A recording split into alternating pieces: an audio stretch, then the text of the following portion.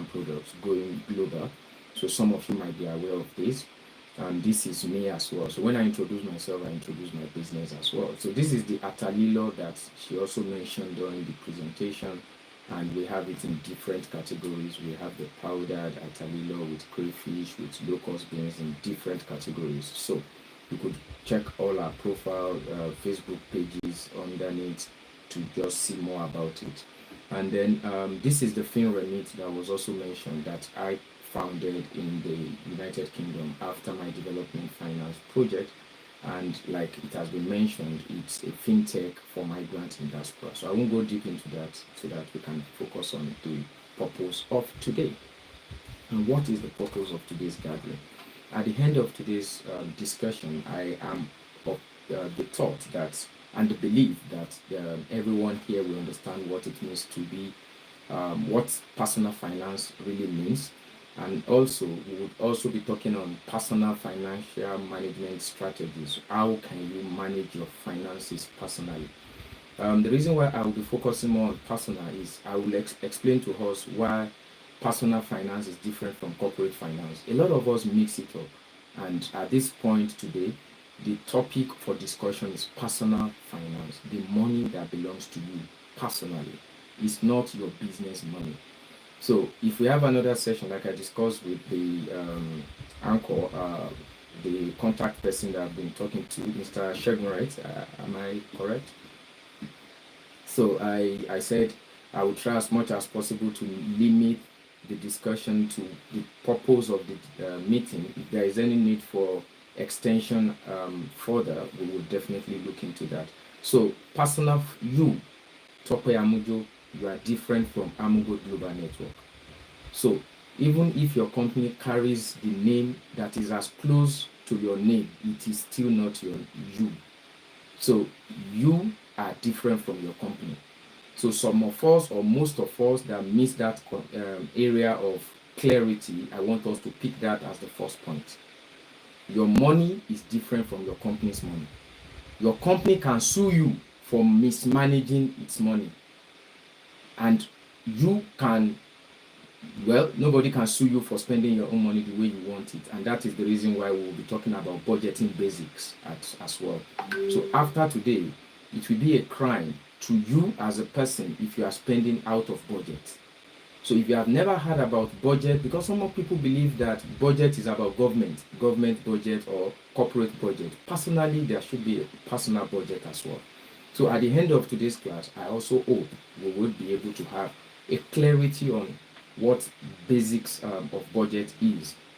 And we also talk about smart saving strategies. There is a saving strategy, there is a smart saving strategy. So I deliberately put smart saving strategy because a lot of us saves our money sometimes in a place that is not safe, is not smart enough. And when you don't save, you are also not safe. So that's not smart enough. So those are the clauses that I want us to all pick as I talk and I present. I'm sorry that during my presentation, I may likely not be saying most of the things that is in my PowerPoint. So it will be smart of you as well to pick points and also take note of some of those things as the Spirit leads. I will try as much as possible to see within these 40 minutes if I can touch introduction to investing, because it's part of the things that I also note from the message from the anchor, the organizers. And then finally, I would see how we can talk around the planning for the future. In the course of the presentation, I will be putting in all of these interwoven, and it may not be likely in different sections.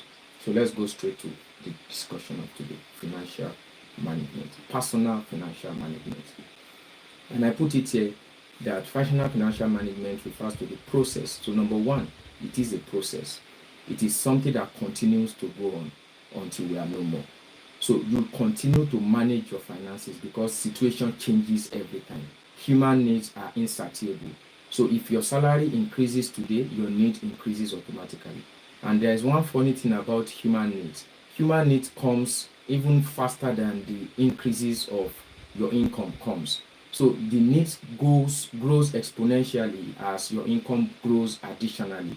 So what this implies is that managing your finance is not a one thing, it's not a one-time process, it's not a one-time activity. It is a continuous process that as situations around you changes, you also have to change with it. So why are you then managing your finance? One, to achieve your financial goals. So before I go deep into this course, I put some of these things in white, bold, for you to know what is important. Do you really have a financial goal? And I'm sorry if this sounds like a question that may not be needed at this time, but I need to ask that question as an icebreaker for this session. Can somebody just type on the platform what you think a financial goal could look like as your own example? If your financial goal, just type a financial goal that you have in mind. It could be a short-term goal, it could be a long-term goal. So I want to see if I have a good how detailed I will need to go in some of my explanation. Maybe I will need to go more literal, or I will just go more practical. So tell me what your understanding of financial goal is. Don't define it, just pick an example of a financial goal that you have personally. I want to see it in the chat area. Let's make it interactive and let's be fast with it. Okay, no one is typing yet, so I want to believe we are still together. So this will make me know that we are still in this class together. So just type it in the chat area, one financial goal that you have. I will still explain to us, but I just want to see how much detail I should put into my explanation. So while I'm waiting for chats to drop in, what are your financial goals? What do you have in mind as a financial goal? So if there is none, then it means that when I get to that in this presentation, financial independence. Brilliant. Mr. Shegun said financial independence. It doesn't want to depend on anyone to spend money. It doesn't want to wait for salary before it can do anything it wants to do. Financial independence, which is also close to financial freedom. So this is a general goal, and it encompasses some other smaller goals. So I like that. Does anyone wants to also add to this before I go deep into my presentation? Does anybody still want to add more? Okay, so that means when I get to financial goal, I would need to explain deeper so that we can all understand what it means to have a short or long-term financial goals. So I noted it down here that explaining financial goal would be important for us to financial stability. Someone wants to be stable, that's Mr. Timmy Boy. Financially stable, that is at least every month X amount of money comes into me, and that is stable. I don't have to have galloping financial inflow where this month I make 10,000, next month I'm making 5,000, and to build a strong financial base. This person wants to have a strong financial base so that anytime he needs money, just go there and he picks it out. Okay, brilliant. So I can see starting a business. Exactly. This is a specific financial goal. This is what I've been waiting for. So the other ones are also goals, but they are generic, they are broader, they are bigger, but this is a specific goal. So it could be a short-term goal, like saying, I want to start a business in the next 2 years. So how much do I need to start? 1 million. So do anything you do from now to the next 2 years is working towards that financial goal of starting a business. Build a house is another goal. It could be short-term, it could be long-term. Building a house is another goal. Planning your retirement is a long-term financial goal. That when I stop working, because at a point in your life, at a point in our life, we will stop working. We would have to retire, 60, 70, whatever. We would have to retire. So what happens after then? When we can no longer wake up and run out. So some of the things that happens is investing in your children's education. That could be a future financial goal to ensure that when you grow up, you become able to take care of you, or you invest in yourself, in your pensions, or your future, yourselves, and the likes. So we'll talk more on that when we move on. So let me continue with this definition. So it's a process of managing your finances to achieve your financial goal, and also personal financial management helps you to make informed financial decision. That is, you don't just make any decision without having an information. So when you have a good personal financial management strategy in place, you would decide based on your plans. some of us don't know that not every expenses we are supposed to jump at. It is not every expenses they bring to you that you jump at and happy about and say, oh, then let's go ahead. My brother wants to have a wedding. The ashwebi is 50,000. They bring it to you. The next thing is that I must attend that. They must know that I'm also we have arrived. We go rock out together. The moment you buy that 50,000 and it's not in your budget, you are making an uninformed financial decision. So an informed financial decision is that decision that you have planned ahead, that I need to buy 50,000 clothes for the wedding of Mr. Shegun. Not that Mr. Shegun is coming to me and the wedding is happening on X day of the year. So it's not just that it's coming to me randomly and I jumped into it and said, oh, I will go ahead. Fine. If you have a strong financial base, like somebody said as part of his goal, you can jump into that. If you have financial abundance, like a reserve for yourself, you can jump into that. But you don't make any decision out of your financial plans. If you do that, you are not safe. So,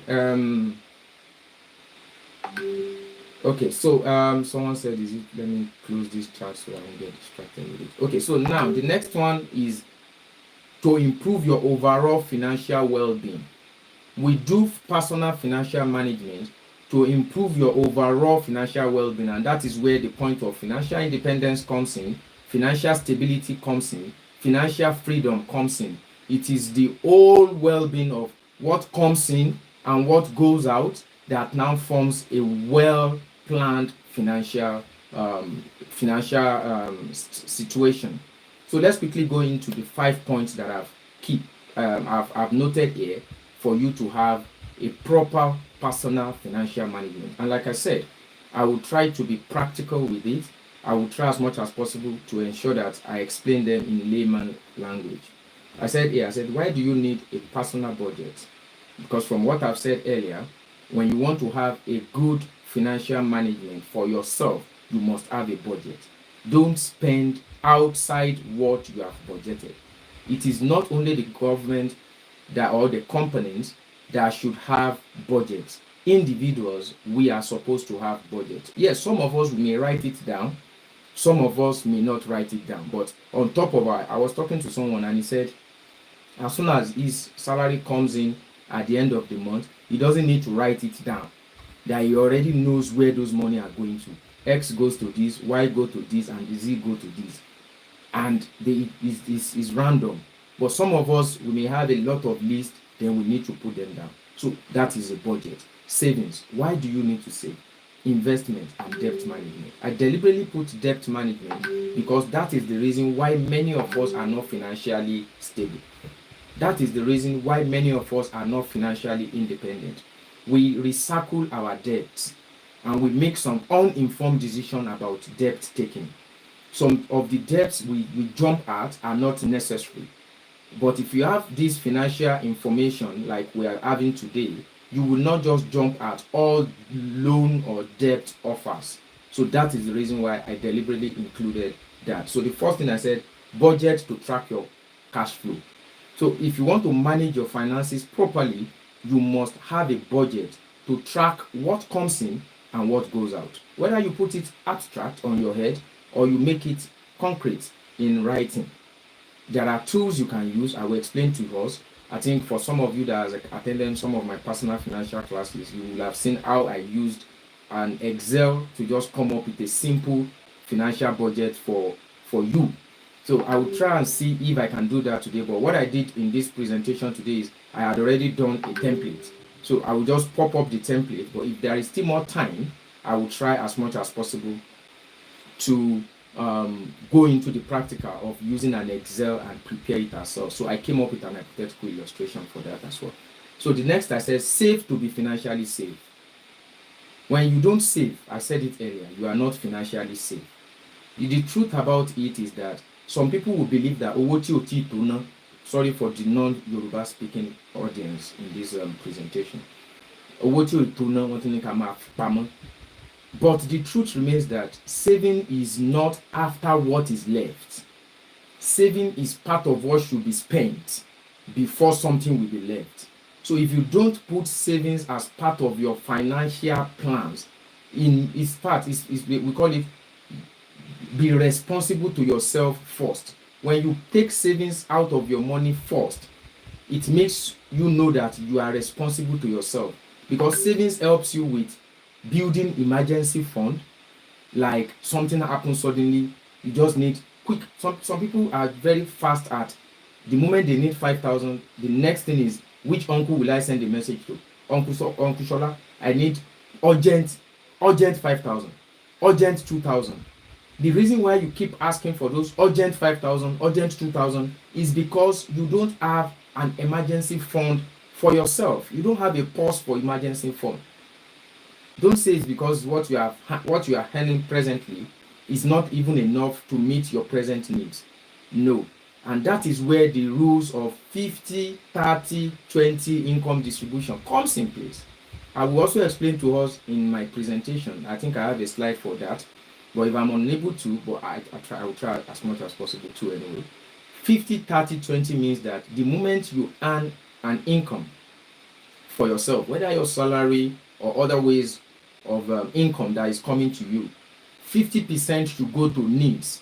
These are basic things that you can't do without. If you don't do them, you can't survive. They are necessary for your survival. Clothing, housing, and the likes. The 30% goes to wants. Like I said, I have a slide that I deliberately spread it out for you to understand what I'm saying. And the 20% goes to savings and investment. So you will notice that it is not an option to save. It is compulsory. So whatever income you have to distribute it over these three things. And if any one of them is missing, then there is a problem. So if it is not enough, then there is now need for adjustment on each of those items. I have done an example and I will explain to us when we get there. The next one is invest to grow your wealth. This is another personal financial management strategy that you need to work on. When we said 30%, 50% for your needs, 30% for your wants, and we said the remaining 20% for your savings and investment. What it means is that you don't just save, because when you save and the savings is not working for you, is also another problem, because there is what we call time value of money. So many of us prefers to see our cash, 1 million naira savings somewhere. I have 1 million with UBA, I have 2 million with GTB, and that money is just there. It is good to save your money, but it is better to invest your savings, so that when the time value of money start talking to your money, to your savings, you won't be at negative. And let me quickly explain what time value of money means. When you have 1,000 naira today, or let me say last year January, when you have 10,000 naira, or let's say 50,000 naira, you can maybe buy a bag of rice. But if you keep that 50,000 naira in the bank and you wanted to buy a bag of rice after a year, maybe January this year, what it implies is that that same 50,000 naira that can buy a bag of rice 12 months ago in January last year, this year you won't be able to use that same 50 naira to buy that bag of rice, because inflation has come in. The time value of the money has dropped. So you would need additional 10,000 or 20,000, depending on how much they are selling a bag of rice at that time, before you can use that money that will have bought a bag of rice then to now get a bag of rice now. So that is the reason why it's good to save, but it is safe when you try to invest your savings in an income growing investment windows. All of those I will also give options. Some of us may not like to do business. Some of us does not want to even hear business. Me, I don't want anything that will let my money just stay in the bank. I'm okay with it. But the truth still remains that there are things you can do with your money that will start adding some income to it, rather than just keeping it there as a floating cash, a liquid cash. And I said, leave a loan without a loan. I kept saying this in all my presentations, because this is one of the books that I've been working on. And when it is out, it is a loan without a loan. That is, as much as possible, as much as you can, debt management must not be out of you. Some of us, we hear that there is one app now is giving loan to people. If you open it now, you apply for 30,000, they give you immediately. Some of us just jump into those offers without even having the reasons for those loans, without even having a specific purpose for which you want to use that loan for. So all of these are things that makes us financially unstable because we are not well informed. And finally, I said another personal financial management strategies that you need to put in place is to ensure that you secure your future. Securing your future has to do with, like someone said, having a financial goal. Like I said earlier, putting your retirement in plan is one of the way to plan for your future. Most of us, we believe that it is only people that are working in the government sector that has pension plan. Private sector organization also do pension. Do you know that even if you are not even running a company, personally on your own, you can have a pension fund? There is nothing that says you must. So if your company is not deducting pension for you, or you are not working in the government, you are just a self-employed person that is just doing your hustle by the side. You make money, you spend it, you make money. You can also have a pension account. All of these we'll discuss it deeper or when I get in. So let's start from the specifics now. Budgeting basics. What do you need to know about budgeting? You see, a budget, like I said, is a financial plan. You see, when you are not planning, life is about plan. Anything you want to do, whether it is finances, take for example, you want to do a wedding, they will say we need an event planner. You want to do a program in your church, we need a planning committee. People don't take for granted the place of planning in our life. But do you have a financial plan?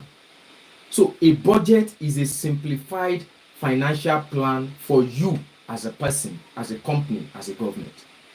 It tells you what you are expecting to come into you, whether monthly or annually or whatever, or quarterly. And it also spells out what you are likely going to spend money on. So I want to enjoy all of us today that if you don't have a simplified financial plan, you need to have one today. And it is a budget. The budget tells you that this is the amount of money I am expecting to get this month. 50,000 from my salary. There is one uncle that used to send 10,000 to me. There is another uncle that sends 5,000. You need to add up all these possible, likely, whether fixed or floating income, and populate them to say that at the end of April, I may likely get 500,000 inflow. A budget is a plan. You may eventually have the 500,000, good for you, and you may end up not having up to 500,000. Then you adjust. So a budget is important before you can proud of saying that you are financially informed. So let me be sincere with you. If you end today's class and there is no budget, financial budget for yourself, then we have wasted our time. If the only thing we can achieve from today's class is how you can have a budget of, because some of us don't even know how much we may likely get at the end of the month. And that is the reason why we spend more than we get.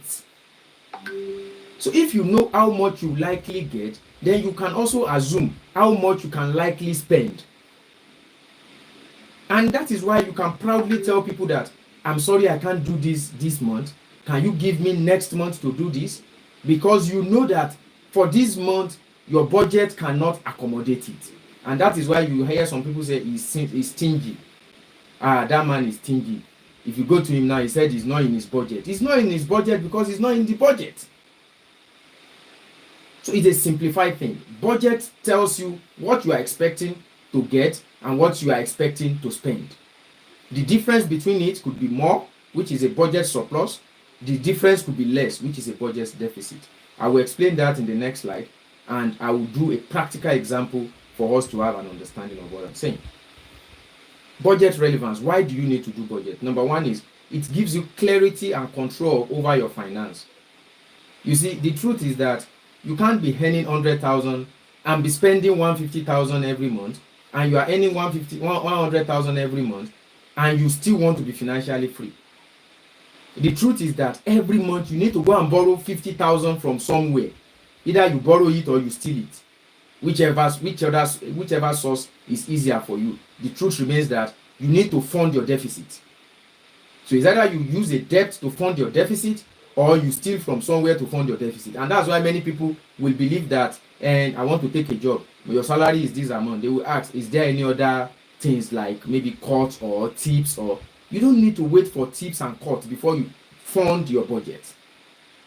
So if your salary is 50,000, your expenses should be 50,000. That is the fact. If your salary is 50,000 and you are spending 70,000, 20,000 has to come from somewhere every month. And if that 20,000 doesn't come, you are in debt. Now imagine that every month. In a year, you begin to feel like you will now look like working and no result. The reason is not far-fetched. It's just because you don't have a budget. And that is fact. A budget also helps you to track your spendings and identify area of improvement. Take, for example, if you have identified that your basic spending in a month is around 100,000 and your basic salary or your basic inflow aggregated is around 80,000, a budget will help you to say, can I reduce some of my expenses? And when you want to reduce, the areas that you go and consider for reduction are your wants, not the needs. Because you can't say, I don't want to pay for house rent because you want to cut your budget. You may end up living under the bridge.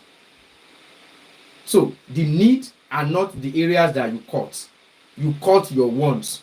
You may decide not to go for a vacation. You may decide not to go for give yourself that big treat that you wanted to give your cinema. You may decide not to go for extra shopping. You may decide not to buy that luxurious shirt. If the one that you can buy is the one that they sell at post office for some of us that lives in the Ilorin area, that is just 500 naira, and the starch in itself, you wash it for 10 times, the starch will still be there. And you don't have the money for that of the 5,000 packing shirt. But what you can afford is that Tokumbo used shirt that is 500 naira or 1,500. So what it means is that you don't go for luxury when you want to cut your budget. And that is why you cut your wants, not your needs.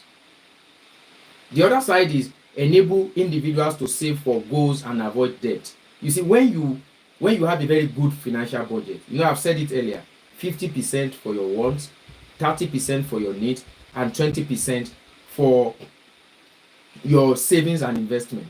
If you follow these 50, 30, 20 rules very well, you will discover that at a point in time, you will just notice and say, so I have 500,000 somewhere. It's because you are following that rules. 20% is going there every month, and it's being saved there without even you being aware of it. I will give you the strategy to do that maybe in the next slide. And the next one is, it forms the foundation for long-term financial stability and success. So somebody said one of his goals is to be financially stable. Somebody said one of his goals is to be financially independent. The way you can get to that goal is to have a budget. And I think that is clear enough. So now let's go to budgeting strategy. How do you come up with a budget? The first thing is this. Do you really know your income sources? Do you really know where you spend your money on, or what you spend your money on? If that link is missing, then there is a problem. You can't have a budget without knowing what money is coming and what money is going. What money is coming in and what money is going out. So you need to first identify your sources of income and the application of those sources. What do you apply them for? What do you spend money on? The next is, you need to understand the 50, 30, 20 rules that I have explained earlier. It's a very straightforward rule. When you make 100 naira, 50 naira will go to your needs, 30 naira will go to your wants, and 20 naira to your savings. Then you need to, like I said, review and adjust your budget always. You need to review and adjust your budget. A budget is not a fixed financial plan. is a flexible document. You may decide to say, I want to go for vacation this summer.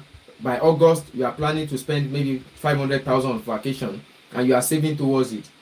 Anything may happen, you can adjust it and say, okay, let me reduce this vacation or cancel this vacation because I need to meet these needs as well. Then you need to use some budgeting tools. There are apps that you can use for budgeting, and also you can use Excel. So I will show you a simple way to use Excel, and you will see how simplified it is. You can use your diary. It is not necessary that you must download one app or have an Excel skill, because some of us may say that I don't know what Excel is. So for that reason, I can't do budget. And lastly, you have to be disciplined. You have to be disciplined. The moment it's not in your budget, it will not be spent. The moment it is not your budget, you shouldn't spend that money for that period. So let's go to the example now. So here I will be practical, and then I will be rounding off, I think, the next 10 minutes, so that we can start the question and answer session. So this is the hypothetical illustration. So there is a typical personal budget for you, which is 100,000 naira salary, and 50,000 from the income, and 50,000 from other income source. So what I said here is that you have 100,000 basic salary, and you have 50,000 naira from other sources. Now, in your household, you spend 50,000 naira on rent, you spend 20,000 naira on your children's school fees, and you spend 50,000 naira on housekeep. I generalize housekeep. Housekeep could be food, the feeding, some maybe bills like electricity, blah blah blah, all those things, basic things. So I just put them summarily as housekeep, but they may not be more, they may be more than that. So I now said use the 50-30-20 rule to allocate the income into the following basic category: needs, wants, and save or invest. What I've just done here is I have explained the life of somebody. So let's assume that person is even me, that I make 100,000 or 100 million in a month, and I make another 50,000 or 50 million from another source, which makes a 150,000 naira income. 50,000 goes to my rent, 20,000 goes for my children's school fees, and 50,000 for other things. So I should use this rule. So let me show you the answer. So this is the basic answer, and I believe everyone can see it on the screen. So I will do a small explanation. Let me see if I can use notes to write. Can I write? Yes, I can. So now let's quickly see this. This is the income you have earned, 150,000, and they are from your salary, and another one is from other income. Then I put the allocation percentage here. Then this income here, the description is that this 100,000 is the primary source of income. So like I said earlier, identify those sources, which one is fixed or primary, and which one is supplementary or secondary. Then the 50,000 is supplementary. Maybe somebody used to send money to you every month. He just likes you. Just like every month he sends that 50. Or you have something that when every month ends, maybe you have a Uber Corolla car that after you close 5 o'clock, when you are driving from office, you start the Uber ride, and then you start making some other money from that. I'm already giving business ideas already. So, and then that 50,000, you are not supposed to start spending it the moment you are making it from that Uber business. You had everything together to form your basic income for that year, for that month or that period. Then I now put it in categories. These are your needs, these are your wants, and these are the saving. And I put a percentage around it. Your needs must not take more than 50%. Your wants must not take more than 30%. And your savings should also take 20%. So the rent has been basic already. Your rent cannot change. So your rent is 50,000. The reason why I put rent as monthly is many of us pay rent annually, but we don't know that we are supposed to be keeping the money for your rent every month. And that is when it is 1 month to your rent payment, and the landlord says, send a message that your rent is tomorrow or is next month. They will now start running around for 250,000 naira rent. when your salary is just 100,000. You will now be begging the landlord and say, I will give you 100,000 next month. How will you give him 100,000 next month? What will happen to the other expenses that you used to incur every month? The reason is that we have forgotten to amortize that cost of rent over our monthly. So if you are paying your rent every year, a prudent financial management strategy requires you to remove it from your, if your rent is 120,000, 10,000 every month, you keep it somewhere, so that by the time you remove the 12th one, you would proudly and confidently transfer to your landlord, not by sending message to people and say, my rent is due tomorrow, can you quickly help me with 100,000? Please don't embarrass me. God will not embarrass you. You have already embarrassed yourself because you did not do the needful. So I'm factual and I'm telling us the real thing, and I'm really proud of these organizers of today's session, because if we can do this to many people, financial information is not by going to class to study finance. We all deal with money and we need to know the basics of how to manage our money. So I'm really proud of the organizers, and I say a big thank you for coming up with these ideas. So if you don't keep your rent every month, from today start doing that. Some of us will feel like, where will I now do it if I keep it in savings? I have another slide that talks about savings. Many of us keep money in savings account, and you have ATM for that savings account, and you said you have a savings. You are not saving, no, you are just keeping, because it's different from saving and keeping. You just keep it for when you need it, and it's a liquid money. Any money that you can spend over the weekend is liquid. A savings account requires that you go to the bank. You can't even withdraw it. You will write another teller, another one will say you will get approval. That process already discourages you. And I know some apps are already doing that. Even FinREMIT, our app, is also doing auto savings, where people can auto save, so that every month it takes away some amount of money from. And there are some apps in Nigeria that is also doing same. So you lock it. Even the moment you take it out, if you want to unlock it, it takes some number of days before they unlock. That number of days already, before it's elapsed, you may get discouraged. I will look for the money somewhere else. So don't save your money where you can spend it over the weekend. If you do that, you are not saving. And then the next one here is school fees. So you can say I put school fees here because it's a need. Nobody wants to get embarrassed out of the fact that they are sending your children away from school. And the same thing happens to most of us. Because the school fees is being paid every 3 months, is applicable to rent. It is when that 3 months has arrived that they are going into another term. That is when we now start sending message across to people and said, Omo yin ti fe wọ school, your children is about to go to school and their school fees is this. If you had budgeted for it every month, you will be able to take care of it when the time comes. Let's be factual to ourselves, except you don't have a source of income. That is where you don't need to have a budget. I take that again. It is only when you don't have an income source, that is when you shouldn't have a budget. And ask me who doesn't have a source of income. The moment you can recharge a data on your phone to do Instagram, you have a source of income. Because you are not stealing their data. Mike Adenuga will not give you those data for free. So money comes in from somewhere to do that data. That is your source of income. So how do you manage it? Is that data important? Then if it is not, you avoid it. The next one here is the housekeep. You see that the housekeep also, I put it as needs. So all these are the ones that forms the needs, and they are just 75,000 naira. So your needs are 75,000 naira, which is 50% of 150. So I did not exceed that 50%. The next one is your want. Your want should be 30%. So out of your 150,000 income, 30% of it should go to want, and it should not be more than 45,000 naira. And here I put transportation, because that's another key thing that is important. It is a want for you to transport yourself to work every day if you need to transport yourself. But it is not a need to buy a car if you can get a taxi. So that is why transportation was put as a want.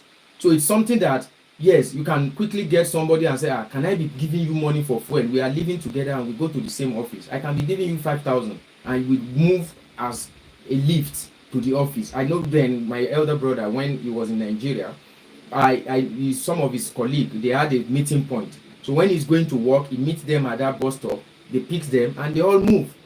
So that is a way to avoid some want. And that's why I said when you want to cut your budget, these are the areas you should consider first to cut your budget, your wants. Because your need may not be easy to cut. I won't advise you not to set aside an amount for your rent, because when the time comes, it turns to an embarrassment.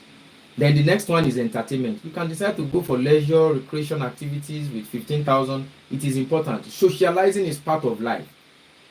Don't say because the life is, you need to also do some little things like having money on your Netflix, having some data to subscribe to, because they are also wants, but they are not needs. They can be done with. If you look at it here, we explain it here that wants are discretionary expenses for lifestyle choices. So they are like a choice. But if you look at need are essential expenses required for survival. So there are two different things. You can't do without needs, but you can do without your wants. And the last one is dining out. That is, you can also spend 15,000 for dining out. All of this is 45, which is for 30% of your income. And lastly, savings and invest. If you look at it here, 10% was 10,000 was set for emergency fund. That is, you reserve it for unexpected expenses. Retirement fund, you put some amount in your retirement fund. You can open a retirement pension account. There are all these IGI, several of them. So you can Google one of them and walk straight into their office and say, it's just like opening a savings account. And I think some of these banks are even now having pension accounts. And when you retire, maybe at age 60, whatever you have contributed from the age now till the age you want to retire, they will start paying you some amount every month, like you are still earning some salary. So then the other one is investment. You can set aside some money to start a business, to do this. This 10,000 you are keeping, by the time you keep it for 10 months, you're already having 100,000. You may decide to start buying palm oil during the season of palm oil, and when the season is off, you give it out, you sell it again and make some other changes. You doesn't need to have that 1 million before you start that business. So that is the reason why I said when you save your money sometimes for investment, save it in places that can yield some money for you. You can consider fixed deposit or other things. Let me run fast because my time is already fast spent. I'm timing myself, so I've spent 42 minutes already. So I will try and see if I can round up the rest in 5 minutes so that we can use the remaining 15 minutes for question and answer. So I now say here, smart savings. How do you have a smart savings? Number one, I've said it earlier, emergency fund is one of the key areas where you should have smart savings. And you can lock a wallet by just having that. So, and I said you need to also save your money to achieve your short-term financial goal. Some of us have said it earlier. Some said you want to have financial independence. Some said you want to have financial freedom. Some said you want to have financial stability. If you want to achieve any financial goal, you must be ready to save. I said it earlier and I will say it again. You are not safe when you are not safe. So if you don't save, you are not safe. So if you want to have short-term expense goals like building a house and the likes, you can start putting some money aside for that. You can be buying cement and be keeping it in a place that rain will not spoil it. It is another indirect way of saving. You can, if you have a land, you can start molding blocks. It is another indirect way of savings. So you need to just find a way that is convenient for you and you start putting your money there. Personal development is also another way of long-term savings. Maybe you are going for a training, you are going for another education expenses. They are savings if it's for your personal self because they are like an investment. And I put some strategy here. Number one, automated transfer. You can set an automated transfer on your account such that every month it's transferred that amount into a particular account, and make sure that account is a locked savings wallet. Go and check some apps in Nigeria. They have all these locked savings wallet. I don't want to advertise for anyone, but I believe you can go and check those features. All these digital banking apps that we have now, they have a saving, but you need to look for the credible one. That's why I'm not making any recommendation here, so that I won't push you into any financial decision that you are not planning to. Fixed deposit is a good option as well. If you have that money and you feel like, okay, let me just fix it, maybe for 3% or 4%, you can put it in a savings account that is yielding interest, and you ask them to lock it up for you. So it's another good way to keep your money. Sometimes I personally myself, I have some account that the banks will keep telling me, why not have a ATM for it? I said, I don't need your ATM. Why not have a mobile banking? I don't need the mobile banking. It is deliberate. It is a savings account that has been saved, not for withdrawal, not for expenses. So I cannot use those money in that account until I go into the bank. And sometimes you can even give your bank instruction that they should not even honor your request, because you deliberately want to be prudent with that until certain day. Don't honor any withdrawal of this account until certain day. When I was working in the bank, I have a customer that has such instruction. Then you can also consider pension as well. So these are practical savings tips that you need to consider. Track your expenses. When you don't track your expenses, you will spend and you will not have anything to save. Follow your budget. And there is a simple way you can even save money in Nigeria. Cooperative. Simplified. Find a cooperative that you can join, a reliable one, because they call them Egbe Alajesheku. So find one. They helps you to save seamlessly. Then savings is a rule of paying yourself first. When you save money, it's like you are paying yourself first. And finally, cut your expenses. These are the strategies you can use to save your money. On debt management, please, before you take any debt at all, negotiate it. Don't jump at every money people offer you. Check it very well. The interest rates on this debt, am I making it from any source I want to apply the debt for? If you don't have a purpose for that debt, don't even incur it. And there is a rule too that I call debt snowball method. If you have too many debts, start paying them off from the smallest. Like you are owing Mr. A 500 naira, Mr. B 2,000, Mr. C 5,000. Try clear those debts and use the snowball method. The snowball method is that this month I will pay the smallest one off. Instead of paying them half, let me face the smallest and clear it, so that there will be just 2 debtors I'm owing. The next month I clear the next small one. Use the snowball method to clear your debt. You can also use the avalanche method as well, which is a method that involves any debt that is you are paying higher interest on. Take for example this debt, they are charging you 20%. All this mobile money bank, they are charging you 20% per month. And by the time you collect 1,000, by tomorrow they said you are owing them 5,000. How come? It's 1,000. Those debts, you need to go and clear them off on time. Otherwise, they will put you into trouble. They will start sending your relative messages. He's a criminal. He has collected our money and ran away. And do that. Go and clear them off as early as you can. It is better you don't meet your needs than to start facing embarrassment. Then consolidated loan. If you want to get some loan and you feel like you want to do some project, the money you need is too big. You can get friends and family to consolidate and gather from more people to have a loan. Finally, debt restructuring. If you have a debt that is giving you embarrassment, instead of running away from your debtor, go and meet them. I don't have this amount you said I should be paying every month. Can you help me restructure it so that I will be paying over the next 10 months? I can't pay it in the next 2 months, like you have said. Some debtors will better prefer that than you avoiding and becoming a serial debtor. So on this point, I won't be able to talk more on investment, because I think investment is just what I've said already. You can set your money aside to invest in different types of businesses, but like I said, when you want to invest small, because if you are not gathering that money in lump sum, then you can start investing them in gradual. You don't need to buy 100 gallons of oil. There are palm oil. Nigeria is an agrarian country where there are different agro commodities. You can buy soya beans from Bubu market, and you can buy it from I don't know, is it my 12 or my 2 in Lagos, this agric market. So you can buy it from my 12 and sell it in the mainland, where those that doesn't have the access to go. You can buy tomato, you can buy pepper. There are different things you can just use your small money to do. You don't form big boy when you are not big enough. You don't form big girls when you are not big enough. Let your bank account form the bigness. So don't feel like, you hold me, I will be carrying pepper. Put it in your boot. If you have one small car, take one basket, go take it to one woman beside you and say, help me sell it. It's like you are already empowering that woman, but you are doing a business.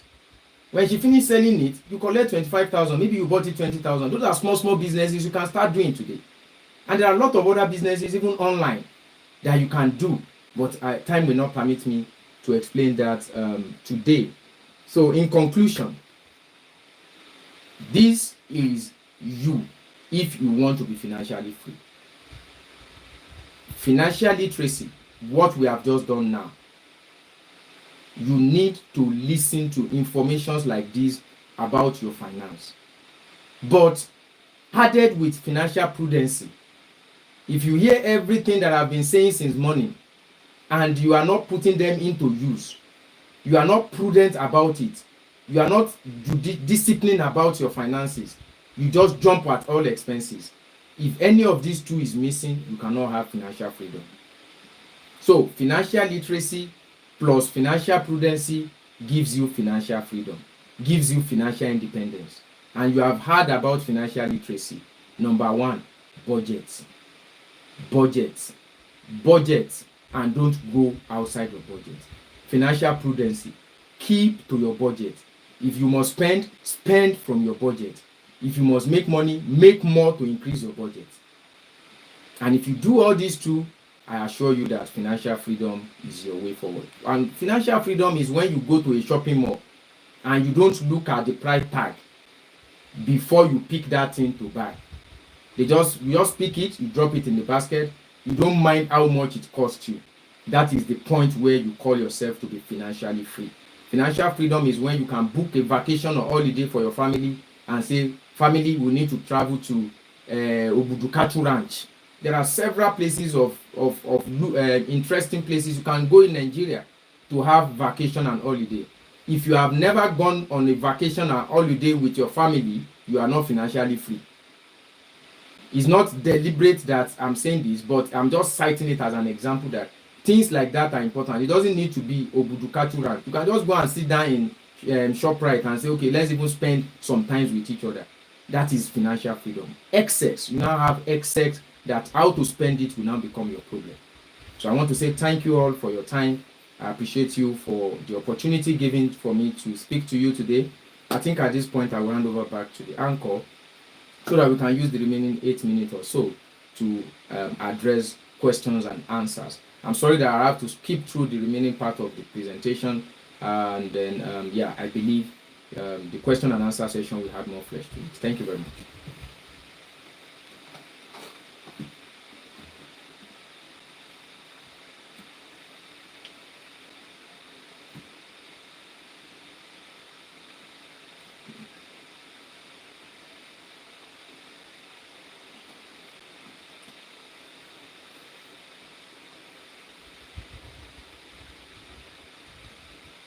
You're welcome.